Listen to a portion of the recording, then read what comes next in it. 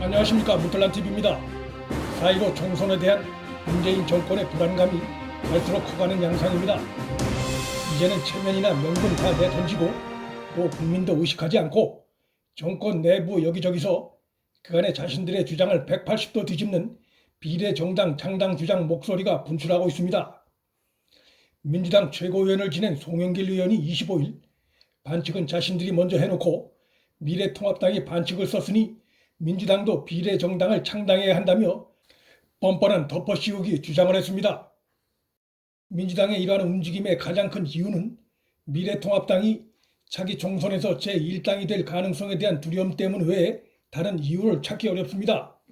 과반 의석 확보를 노리고 있는 미래통합당이 원내 제1당이 돼 국회의장을 차지하기만 해도 좌파 진영이 21대 국회에서 노리고 있는 개헌 추진 등의 계획은 무산될 수밖에 없습니다.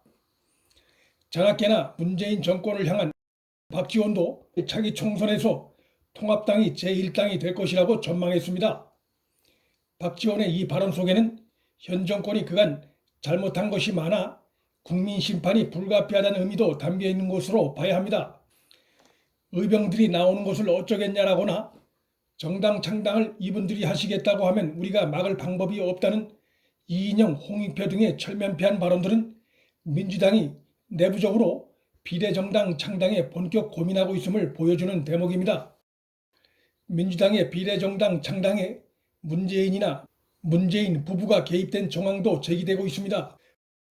임기 후반기에 접어들면서 자신들의 향후 신병에 대한 불안감도 배경이 된 것으로 보입니다. 꼼수는 결국 원칙을 이기지 못한다라면서도 꼼수에 우리도 대응해야 한다며 앞뒤가 안 맞는 발언으로 비례정당 창당을 주장하고 있는 윤건영은 문재인의 복심이고 정치하고 패싸움은 무조건 이기고 봐야 한다는 저질스러운 논리를 대며 비례정당 창당을 외치고 있는 손혜원은 문재인 부인 김정숙 씨와 절친입니다. 당에선 공천 탈락됐지만 문재인에 의해 사면 복권된 정봉주가 26일 제안하겠다고 밝힌 제3-1 길이 민주당의 위성정당 창당이나 친문 후보 돕기 선거운동일 가능성이 유력하게 예상됩니다.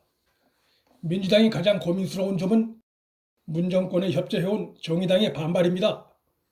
정의당에선 민주당의 위성정당 창당 움직임이 자신들이 비례의석 확보 목표에 지장을 초래할 수 있기 때문에 펄펄 뛰며 반대하고 있습니다. 정의당이 이렇게 민주당의 위성정당 창당 움직임에 적극 항의하는 데에는 다른 이유도 있어 보입니다.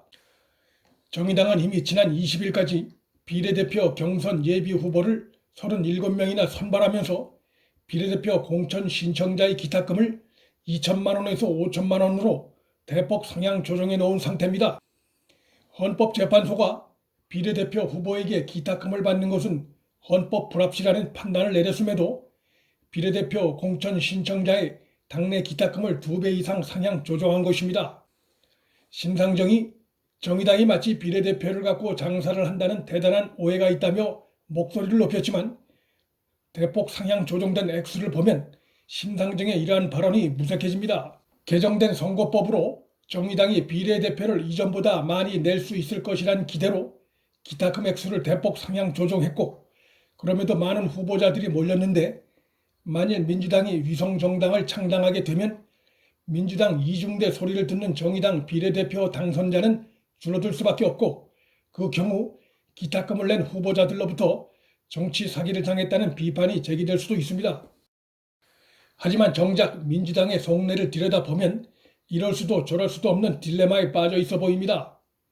민주당이 미래통합당 비례정당인 미래한국당 대응에 손을 놓고 있는다면 다가올 총선에서 앉아서 대략 20석가량을 미래통합당에 내줘야 하는 결과가 예상되고 있습니다. 그런데 만일 민주당이 직접적이든 간접적인 방식이든 위성정당을 창당한다면 그것 또한 민주당에겐 긍정적인 영향보다 부정적인 영향이 더 클 것으로 예상됩니다. 문 정권은 위성정당 창당 이유를 미래한국당 창당에서 찾으려 하겠지만 그것 자체가 지금까지 미래한국당을 향해 그들이 제기했던 비난에 비춰볼 때 궁색한 것이고 소수 정당의 사표를 방지한다는 그들이 지금껏 내세운 선거개혁 명분을 스스로 내쳐버리는 것이기 때문에 그런 무리수를 둘 경우 그들의 열혈 지지층은 믿고 따라줄지 모르겠으나 가짜 개혁 명분에 속았다고 판단한 중도층 대부분은 등을 돌릴 가능성이 높아 그들의 전체 득표에 오히려 마이너스가 될 가능성이 존재합니다. 민주당 정권은 이미 대통령 측근들의 부패와 그것을 감추려 한 불법 혐의가 드러났고 불법적인 선거 공작 혐의도 드러나 재판을 앞두고 있는 상태입니다. 여기에 말과 행동이 다른 위성정당 꼼수까지 더해지게 되면 중도층이 완전히 등을 돌릴 가능성이 높고 중도층에 버림받은 정당이 선거에서 승리할 수 없다는 것은 불문율입니다.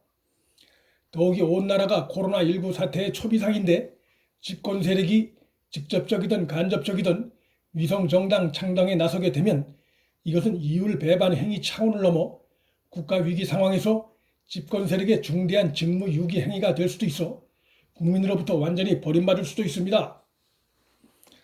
정세균 총리가 잘 정리했듯이 국회 공백을 불러오는 위성정당 창당 목적의 총선 연기도 사실상 불가능한 상황입니다.